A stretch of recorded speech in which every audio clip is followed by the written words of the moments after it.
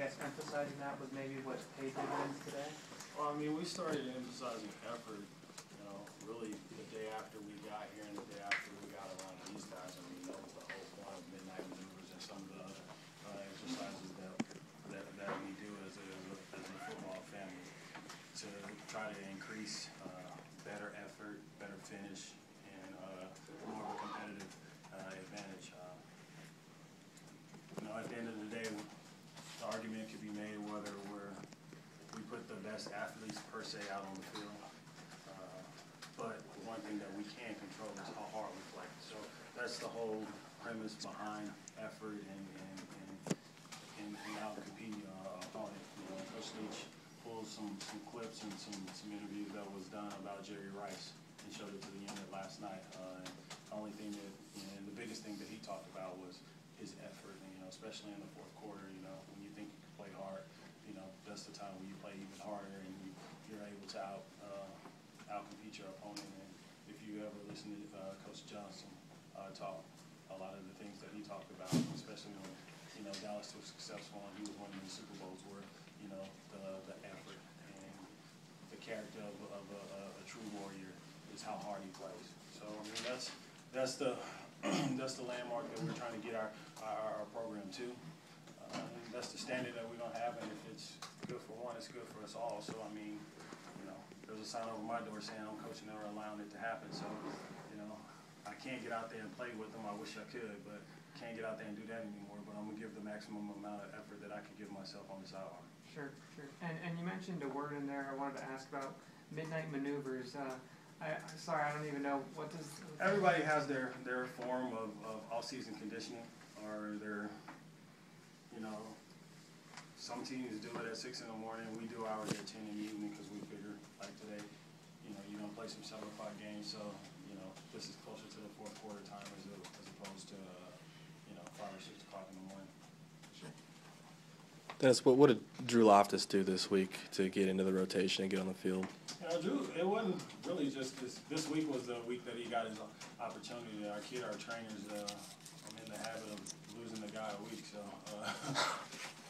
it was a situation where Drew has been playing well as Kyle Atkins in our Thursday night football. So I mean, you play well, you show that you can do it, you get an opportunity to play, and I think for all that stuck around and saw the game, you saw Drew make some plays, and like I said, it wasn't just this past week. Drew made some plays in the spring as well. So I mean, he's kept his head down and he's kept working, and it paid off for him. He was able to showcase a little bit of his talent tonight.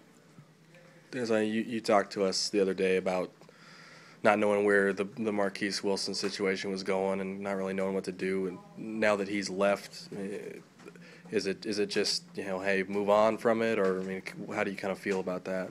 I mean, I can only coach the guys that want to be coached by me, and that's here. You talked about Drew. Drew had a career day for Washington State. Dom had a career day for Washington State. I think it was 7 or 8 catches for 100 yards. Kristoff had another touchdown today. So I mean, at the end of the day, I can only affect the guys that want to be affected by me and work with me. So that's where the situation lies. When a player leaves and uses the word abuse and abusive, I mean, how does that hit you? Well, I mean, honestly, it's kind of laughable because you and I both know you've been out at every practice. If there was some abuse or physical abuse, I'm sure you would have saw it and everybody else would have reported about it. And I mean, as people know me, they know that's not true. As people know the guys that are on our staff, they know that's not true. So I mean, my mom once told me as a kid, a wise man never argues with an unintelligent person because from a distance you can't tell who is who. So I'll leave it at that.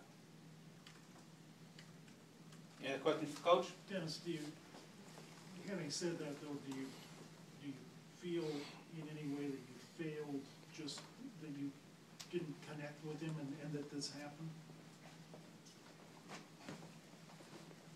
We had a drill. There were 64 guys out there. One guy chose the left. chose to leave. 3 minutes after the drill started. I ask you, how did I fail him? He wasn't yelled at. He wasn't cursed at. No, he wasn't chased after.